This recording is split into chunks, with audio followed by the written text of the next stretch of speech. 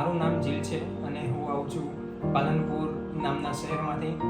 અને અહીંયા અમે કાઇઝન હોસ્પિટલમાં ડૉક્ટર હર્ષદ સર સોનીની ઉપસ્થિતિમાં ટ્રીટમેન્ટ લીધી છે. મારે એકચ્યુઅલીમાં સ્ટમક પ્રોબ્લેમ હતો, તો અમે કાઇઝનનું અમને એક રિવ્યૂ આવ્યું હતું સારું એવું, તો હર્ષદ સરનું અમને રિવ્યૂ પણ સારું મળ્યું, તો અમે કાઇઝન હોસ્પિટલમાં આવ્યા, મુલાકાત કરી. હર્ષદ સરે પણ બહુ જ મહેનત કરી.